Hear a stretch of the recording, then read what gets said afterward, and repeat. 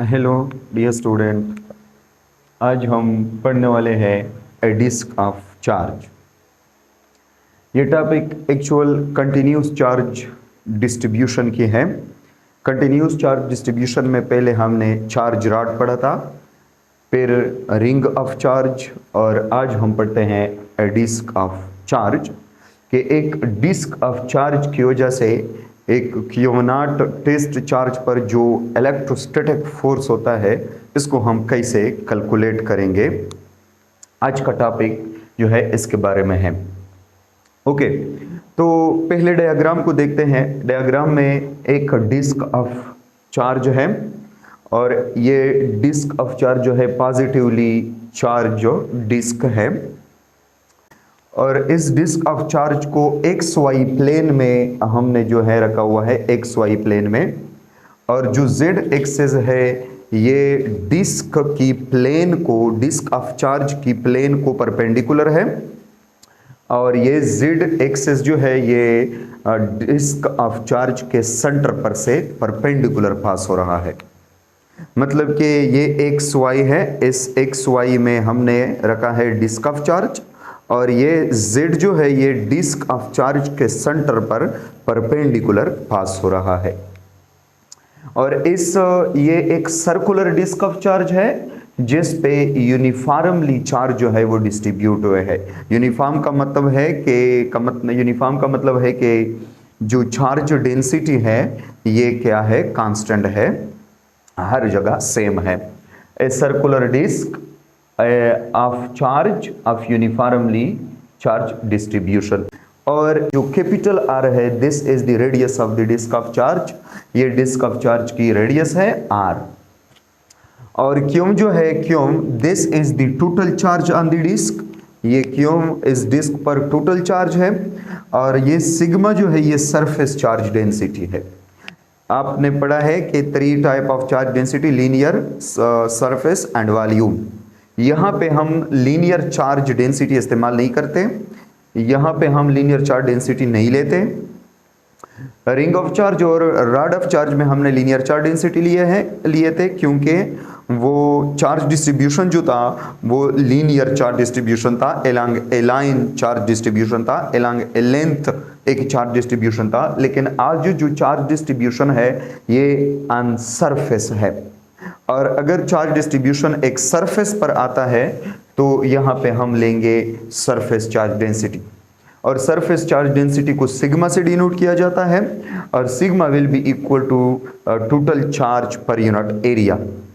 यानी इस डिस्क के यूनिट एरिया में जितना चार्ज आता है उसको चार्ज डेंसिटी कहते हैं। यूनिट एरिया आप 1 मिलीमीटर स्क्वायर ले सकते हो, 1 मीटर स्क्वायर ले सकते हो, 1 सेंटीमीटर स्क्वायर, एनी वन लेते हो।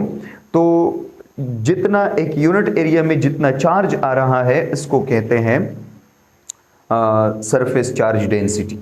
तो यहाँ पे Q will be equal to sigma A, इस ए को क्रॉस करने से ये सिग्मा ए बन जाएगा, तो Q will be equal to sigma A.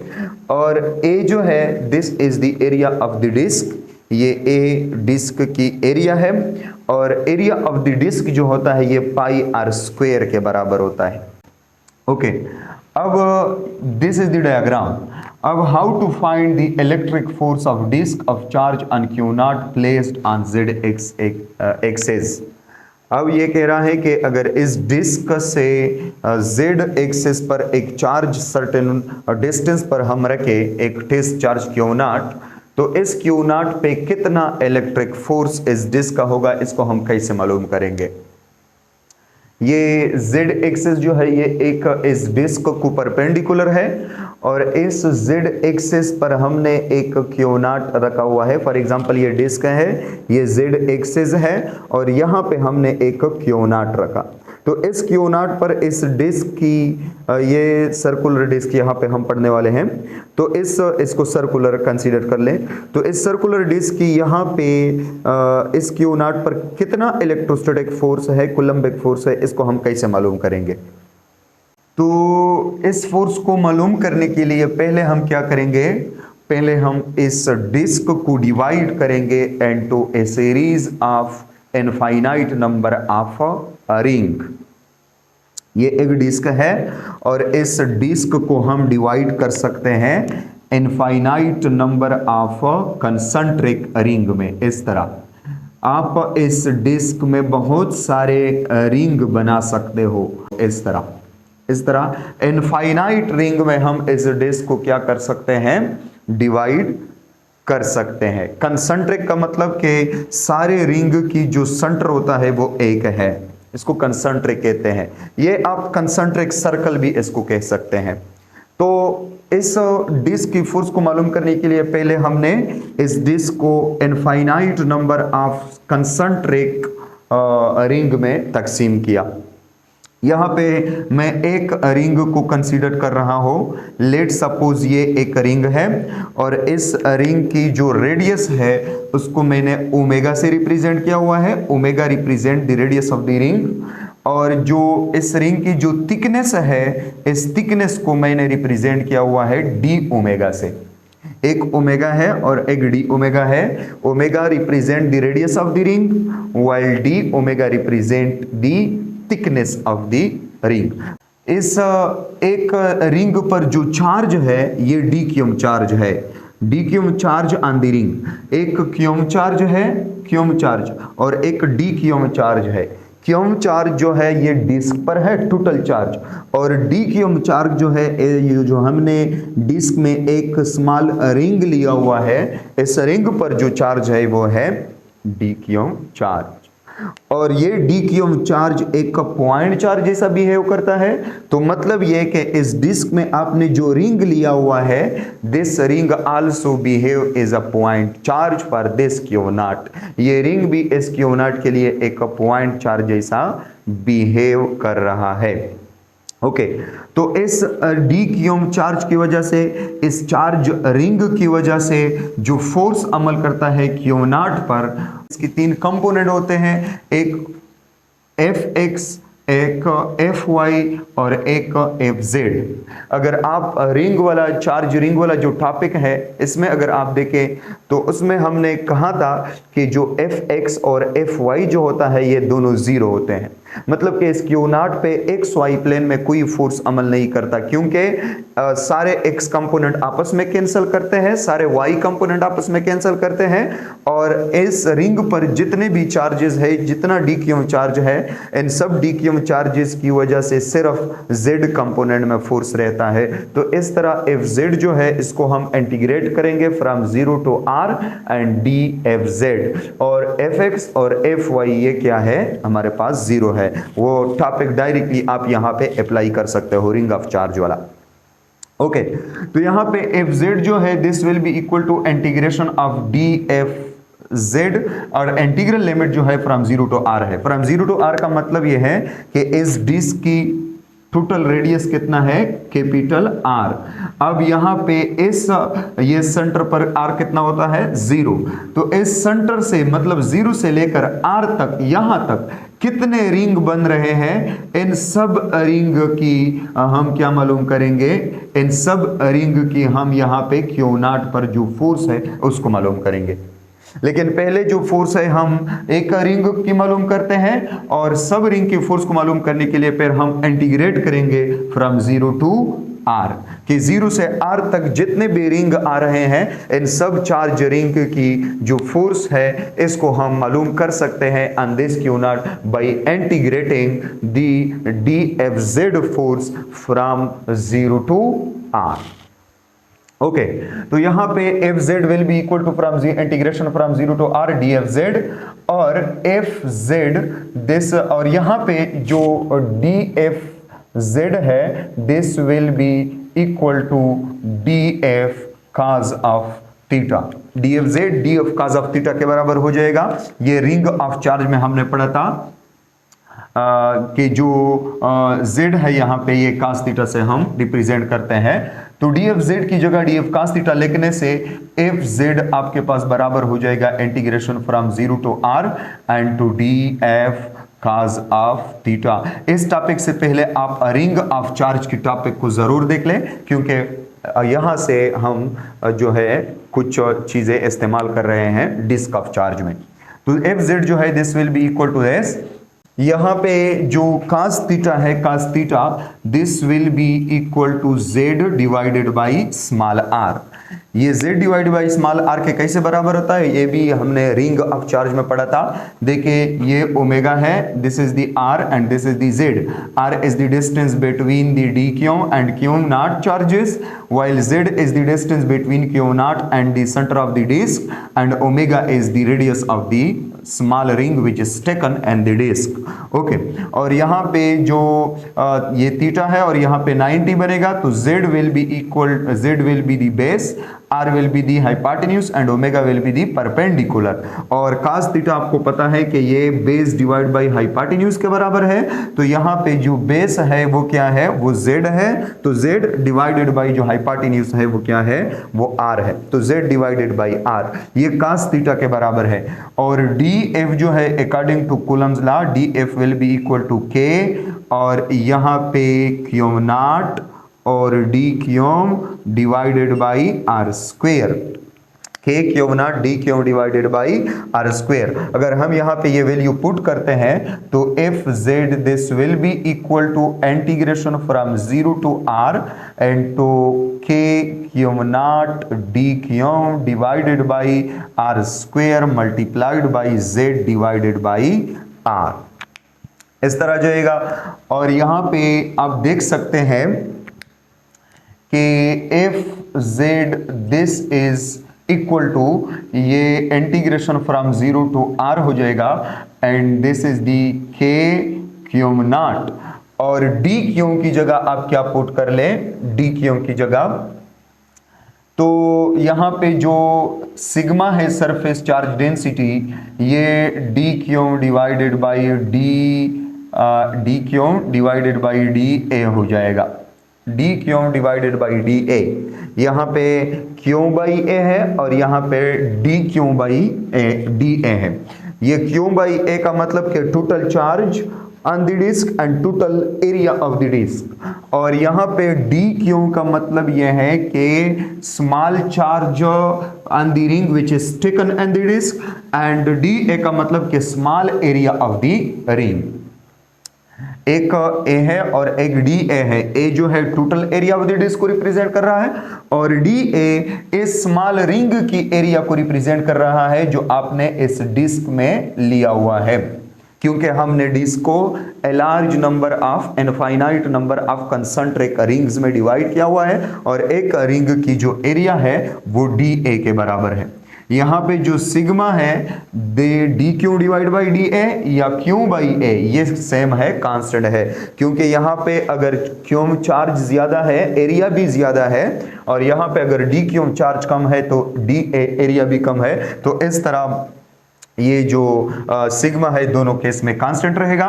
और यहाँ पे जो डी क्यू है this will be equal to sigma into d A, sigma into d A, और यहां पर हम लिख सकते हैं कि d Q this is equal to sigma into area of the disc किसके बराबर था, पाई आर स्क्वायर के, और यहां पे area of the small ring किसके बराबर हो जाएगा, ये पाई ओमेगा स्क्वायर के, पाई ओमेगा स्क्वायर, ये पाई ओमेगा स्क्वायर, सॉरी यहां पे डी इनटू पाई ओमेगा स्क्वायर हो जाएगा।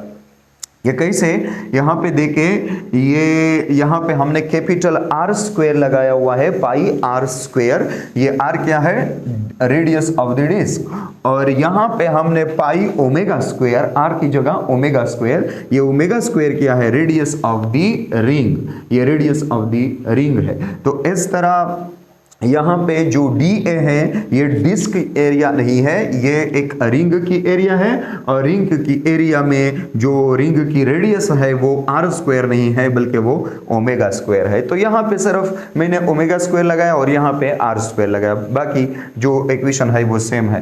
तो ये हो जाएगा d q is equal to sigma and to d of A जो है ये पाई ओमेगा स्क्वायर के बराबर है, क्योंकि ये एरिया रिंग की है। ओके तो यहाँ पे जो डी क्यों है, this will be equal to sigma N to, ये हम इस तरह लिख सकते हैं कि d into pi omega का स्क्वायर, और यहाँ पे d Q, this will be equal to sigma N to pi, pi constant है, ये डी डिराइवेटिव है एक्चुअल, और ये ओमेगा स्क्वायर जो है ये क्या आ जाएगा, डिराइवेटिव में आ जाएगा, पाई तो कांस्टेंट है। तो इस तरह d Q will be equal to sigma pi into, यहाँ पे ओमेगा स्क्वायर है, ओमेगा स्क्वायर की डिराइवेटिव किसके बराबर होता है, ये पावर जो है ये ज़रब में आ जाएगा, 2 ओमेगा बन जाएगा, और multiplied by inner derivative d omega हो जाएगा। तो मतलब कि जो डी क्यों है, this will be equal to sigma, यहाँ इस तरह हो जाएगा 2 pi sigma omega d omega. This is the value of d q, 2 pi sigma omega and to D omega. यहाँ पे जो इक्वेशन है F Z, this is equal to k q naught and to d q, D Qayyum की जगह हम value put करते हैं 2 pi sigma omega and to D omega, और z हो जाएगा, दिस इज z, और डिवाइडेड बाई ये r स्क्वायर है और ये r है, ये आ जाएगा r cube. This is the main equation, और इस इक्वेशन को हम सॉल्व करते हैं। लेकिन इस इक्वेशन को सॉल्व करने से पहले हम क्या करते हैं कि r की भी वैल्यू हम पुट करते हैं। अगर आप r की वैल्यू को देखते हैं तो r की value r square, this will be equal to, यहाँ पे देखें, this will be equal to Z square और plus omega square. This is the value of r square, ये आर स्क्वायर की वैल्यू हो जाएगी। तो यहाँ पे जो r है, r की वैल्यू आ जाएगी Z square plus omega square and to square root, this is the value of r, और यहाँ पे r की जगह हम ये वैल्यू पुट करते हैं। ये r square is equal to Z square plus omega square कैसे आता है, अकॉर्डिंग टू पाइथागोरस थ्योरम। ये एक राइट एंगल ट्राइंगल है जिसमें z बेस है, r हाइपोटेन्यूज है, ओमेगा परपेंडिकुलर है।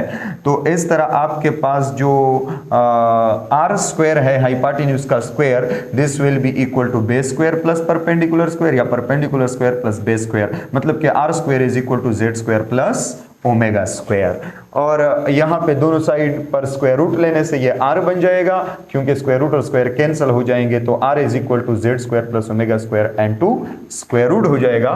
तो इस तरह आपके पास जो एफ जेड है, this will be equal to integration from 0 to r and to k Q naught 2 pi sigma omega d omega Z, और डिवाइडेड बाई r की जगह हम लगाते हैं Z square plus omega square और स्क्वायर रूट, और power चूंकि r पर यहाँ पे पावर 3 है तो ये पावर 3 आ जाएगा। तो इस तरह F Z, this is equal to integration from 0 to r and to यहाँ पे आ जाएगा k cube naught 2 pi sigma और omega d omega z divided by ये आ जाएगा Z square plus omega square power, अगर हम देखें स्क्वायर रूट की वैल्यू 1/2 है, मल्टीप्लाइड बाई 3, ये पावर 3, स्क्वायर रूट की वैल्यू 1/2।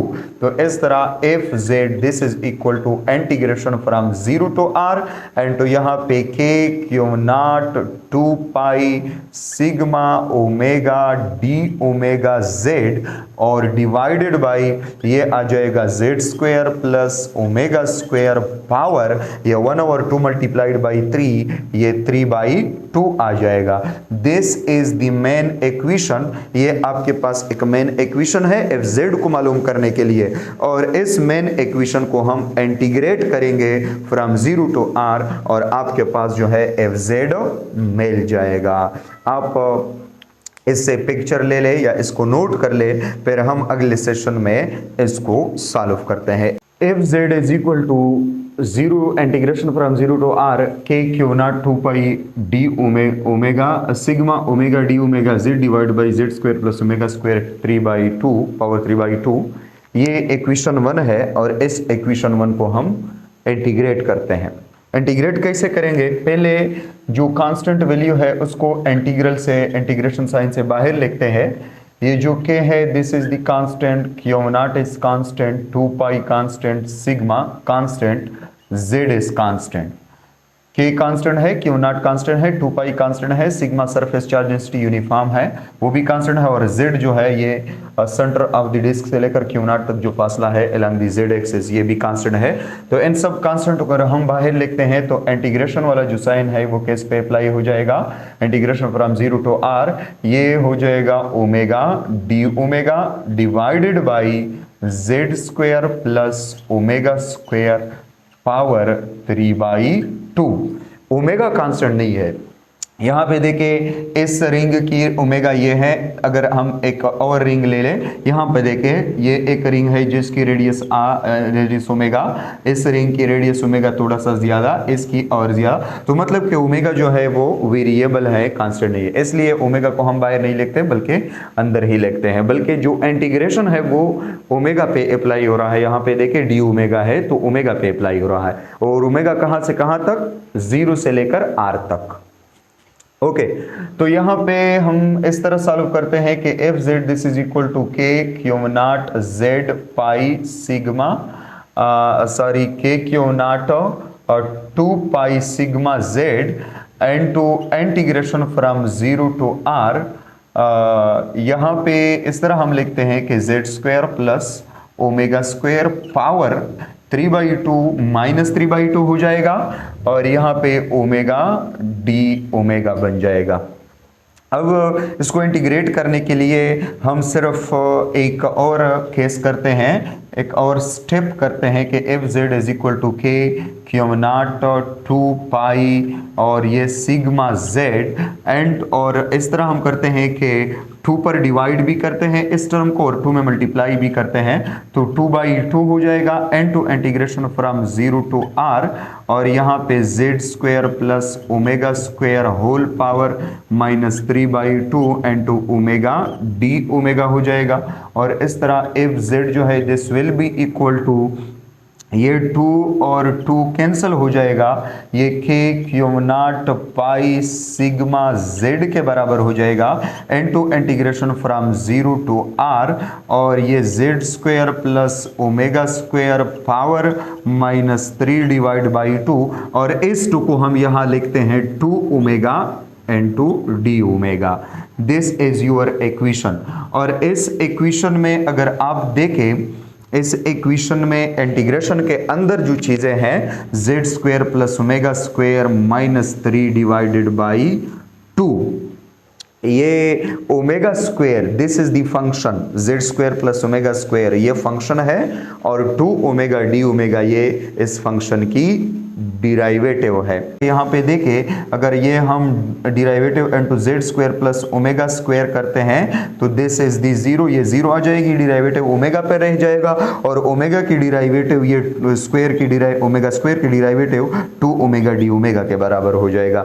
तो मतलब ये है कि ये जो फंक्शन है इसकी डिराइवेटिव है 2 ओमेगा डी ओमेगा, इसलिए तो हमने 2 पे डिवाइड किया और 2 पे मल्टीप्लाई किया, क्योंकि यहाँ पे जो 2 अगर हम यहाँ पे लिखते हैं तो ये इस टर्म की डिराइवेटिव बन जाएगी। अब ये अगर यहाँ पे फंक्शन है और यहाँ पे इस फंक्शन की डिराइवेटिव है तो आप इंटीग्रेशन को इजीली जो है इस टर्म की कैलकुलेट कर सकते हो। कैसे? By applying the integration rule. ये हो जाएगा कि F Z this is equal to ये के क्यू नॉट और pi sigma Z and to integration of this ये हो जाएगा जेड स्क्वायर और प्लस ओमेगा स्क्वायर और पावर ये माइनस 3/2 है, इसको हम +1 करते हैं। इंटीग्रेशन रूल है कि पावर को 1 जो है 1 जमा करना होता है, तो -3/2 +1 ये कितना 2 LCM ले ले,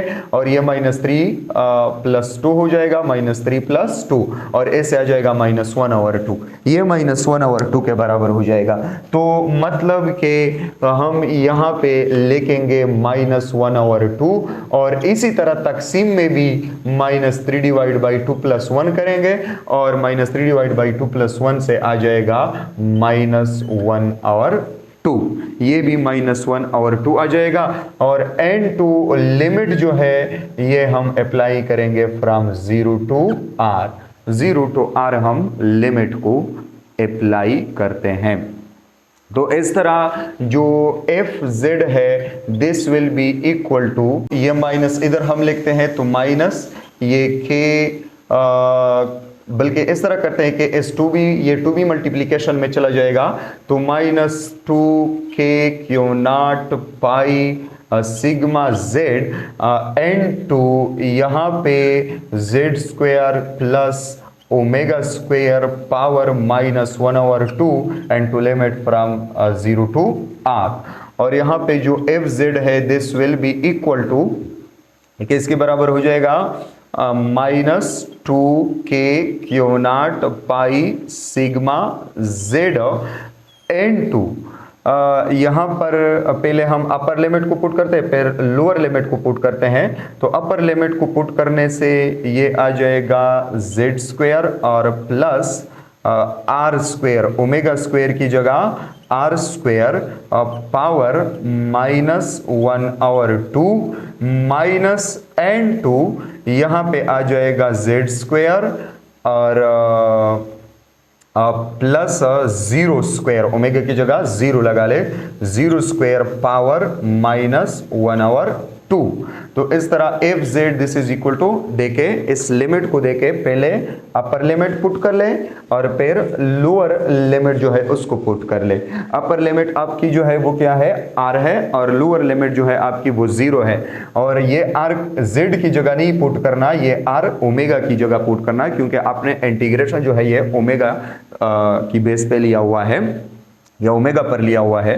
तो इस तरह ओमेगा की जगह पहले आर पुट कर ले तो Z square plus omega square से आर स्क्वायर बन जाएगा और -1/2 पावर तो खुद है इस पे, और माइनस मतलब upper limit minus lower limit, तो -n2 ये क्या आ जाएगा जेड स्क्वायर और प्लस ओमेगा की जगह 0 तो 0 स्क्वायर -1/2। तो इस तरह F Z this will be equal to -2k pi sigma Z n2, ये Z square plus capital R square power -1/2 minus, और यहाँ पे अगर आप देखें ये जेड स्क्वायर आ जाएगा, ये तो 0 हो जाएगा, जेड स्क्वायर ज़रबे या जेड स्क्वायर होल पावर -1/2, क्योंकि एक तो जेड स्क्वायर है और दूसरा -1/2 पावर भी इस पर है। तो इस तरह एफ जेड जो है this F Z will be equal to -2k pi sigma Z n2, ये इसको हम इस तरह लिख सकते हैं कि 1/z square plus are square, इसको हम इस तरह लिख सकते हैं पावर 1/2, और पावर 1/2 की जगह हम क्या लिख सकते हैं, स्क्वायर रूट भी लिख सकते हैं। माइनस, और ये देखें ये स्क्वायर 1/2 है, ये 2 है, ये कैंसिल हो जाएंगे, z पावर -1 आ जाएगा, और इस z पावर -1 को हम क्या लिख सकते हैं, 1/z भी लिख सकते हैं। This is your equation, this is the FZ force, ये FZ force है। इसको हम थोड़ा सा और भी आगे ले जाते हैं और थोड़ा सा और भी सिंप्लीफाई करते हैं। आप पहले इसको नोट कर ले। FZ is equal to -2k pi sigma Z n2 1/z square plus are square square root -1/z। तो इस टर्म ये z square plus are square square root -1/z, ये इसकी LCM हम लेते हैं। तो LCM इस टर्म की क्या जाएगी, पहले हम -2k पाई सिग्मा Z को लिखते हैं, और n2 इस टर्म की स्क्वायर रूट आ जाएगी z square plus are square square root n2z, this is the LCM, ये LCM में आ जाएगा। तो यहाँ पे आ जाएगा z, क्योंकि यहाँ पर z नहीं है तो z आ जाएगा, और यहाँ पर -z square plus are square square root, इस तरह आ जाएगा। ओके, अब क्या करते हैं, F Z this is equal to -2k pi sigma Z n2, ये z और ये z इसको कैंसिल करते हैं तो ये z कैंसिल हो जाएगा, ये z minus z square plus are square square root divided by Z square plus are square square root आ जाएगा इस तरह। और अब ये f Z this is equal to minus 2k Q naught और पाई सिग्मा एन टू, इसको हम इस तरह लिख सकते हैं कि z divide by Z square plus are square square root और minus z square plus are square square root divided by Z square plus are square square root. मतलब ये Z square plus are square square root जो है ये z के नीचे अलग लेगा और z square plus are square square root के नीचे अलग लेगा। तो ये इस तरह ये जो है ये कैंसिल हो जाएगा और आपके पास जो एफ जेड है this is equal to minus 2k Q naught pi sigma N to, ये आ जाएगा z divided by Z square plus are square square root और ये हो जाएगा -1, यहाँ पे -1 आ जाएगा। और इस माइनस को अगर हम मल्टीप्लाई करते हैं तो एफ जेड जो है ये बराबर हो जाएगा ये 2k Q naught pi sigma N two minus Z divided by Z square plus are square square root और माइनस अरब माइनस से ये +1 आ जाएगा। मतलब माइनस को हमने दोनों टर्म के साथ मल्टीप्लाई किया। और इसको हम इस तरह भी लिख सकते हैं, इसको हम इस तरह लिख सकते हैं कि F Z this is equal to 2k Q naught pi sigma N to, ये +1 को हम पहले लिखते हैं 1 माइनस टर्म को हम बाद में लिखते हैं minus Z divided by Z square plus are square and to square root आ जाएगा। अब एफ जेड इक्वेशन में यहाँ पे जो सिग्मा है, सिग्मा चार्ज डेंसिटी, इसकी जगह हम Q naught divided by A put कर सकते हैं, sorry Q divide by A put कर सकते हैं। अगर क्यू डिवाइड बाई ए हम यहाँ पे पुट करते हैं तो F Z this is equal to 2k Q naught and 2 pi और सिग्मा की जगह आ जाएगा Q divided by A and to 1 minus Z divided by यहाँ पे Z square plus are square square root आ जाएगा। और यहाँ पे जो एफ जेड है this is equal to 2k Q naught pi Q divided by ये ए जो है इसको हम पाई आर स्क्वायर लिख सकते हैं। डिस्क की जो एरिया है ये पाई आर स्क्वायर के बराबर है, पहले मैंने लिखा है पाई आर स्क्वायर, तो यहाँ पे पाई आर स्क्वायर आ जाएगा and to 1 minus Z divided by Z square plus are square square root आ जाएगा। तो यहाँ पे जो पाई पाई है, पाई डिवाइडेड बाई पाई, ये कैंसिल हो जाएंगे और यहाँ पर जो एफ जेड है this is equal to 2k Q naught, ये क्यों और ये क्यू नॉट और डिवाइडेड बाई ये क्या आ जाएगा आर स्क्वायर आ जाएगा and to 1 minus Z divided by Z square plus are square आ जाएगा। This is the F Z force on the Q naught due to Q charge. इस क्यू चार्ज की वजह से क्यू नॉट पर जो फोर्स है अलोंग द जेड डायरेक्शन, लेकिन ये क्यू कहां पर है, uniformly distributed on the disc. तो मतलब कि this is the force due to a disc of charge along the Z direction on the discharge Q naught, और ये स्क्वायर रूट है यहाँ पर। अब एफ जेड वाला जो इक्वेशन है इसको हम जो है कूलम्स लॉ की फॉर्म में लिख सकते हैं by assuming that z is very very greater than r। और आपको पता है कि for z is very very greater than r, ये z क्या है, ये डिस्क सेंटर और क्यू नॉट के दरमियान फासला है और ये r जो है ये डिस्क की रेडियस है, मतलब साइज ऑफ द डिस्क। अब अगर आप z को very very greater then r put करते हो तो मतलब कि आप जो है इस डिस्क को एक पॉइंट चार्ज लेते हो और पॉइंट चार्ज के लिए अगर आप इस इक्वेशन को लिखते हो तो ये इक्वेशन कूलम्स लॉ की फॉर्म में आ जाएगी।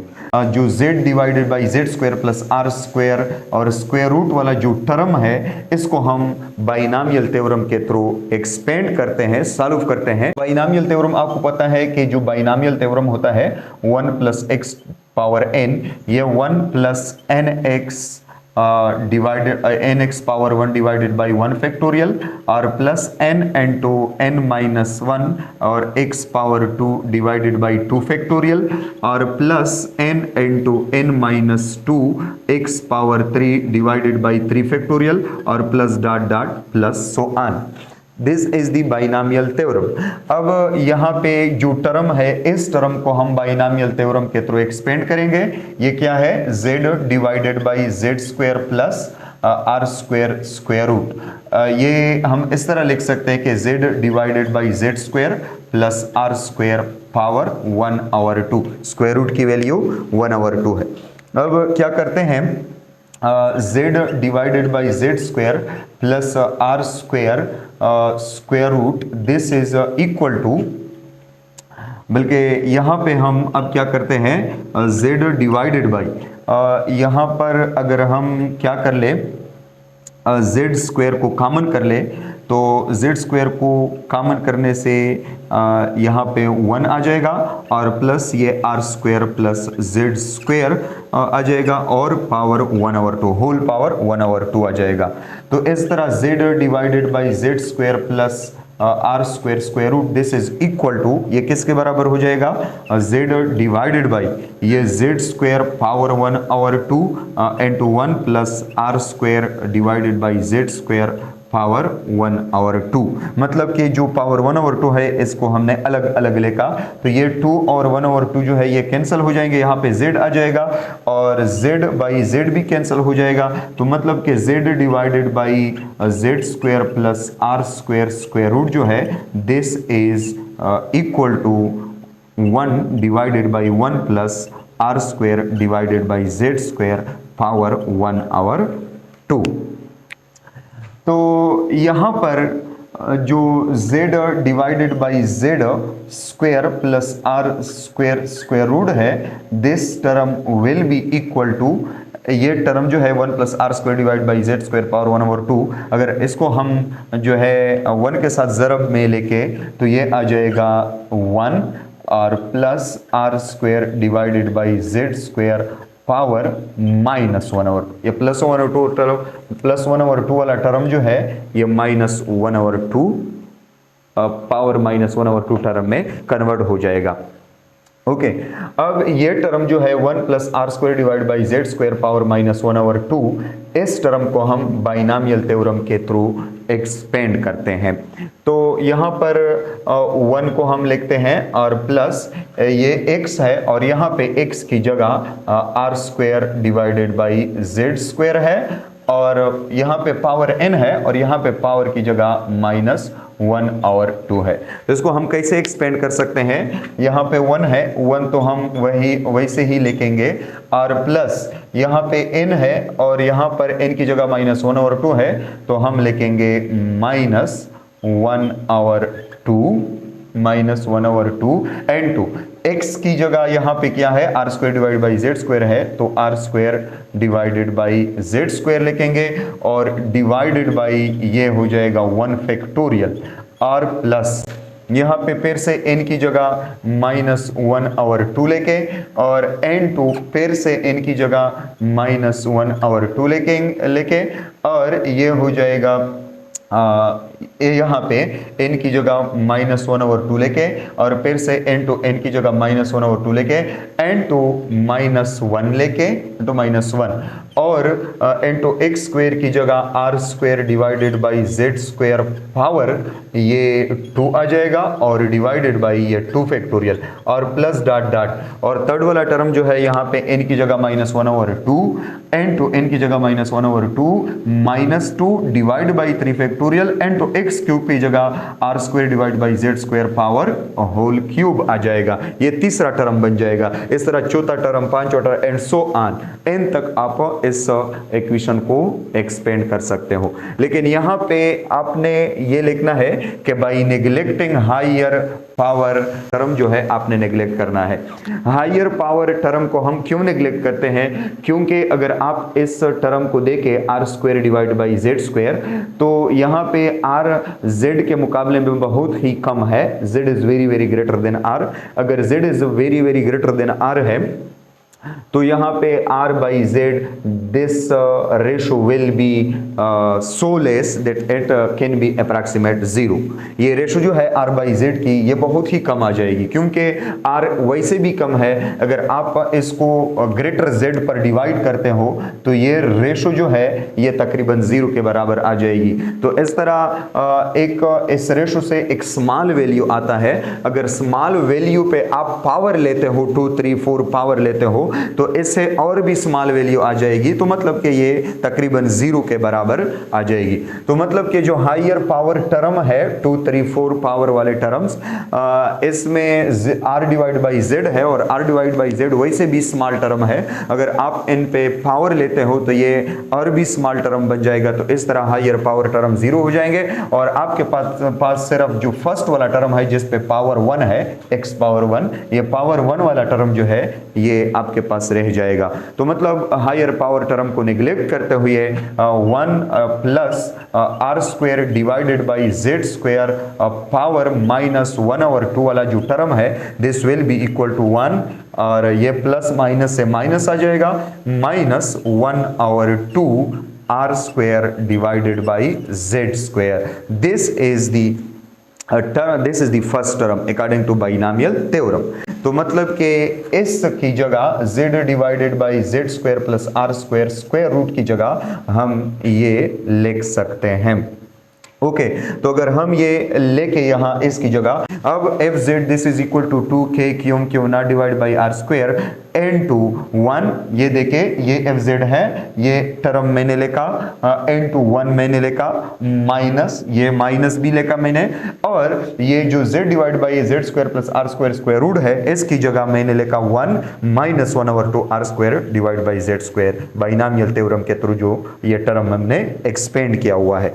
तो अब अगर हम देखें तो F Z this is equal to 2k Q naught divided by R square n2, ये 1 और ये माइनस, अगर हम इस टर्म को ज़रब करते हैं तो -1 और ये plus 1/2 R square divided by Z square के बराबर हो जाएगा।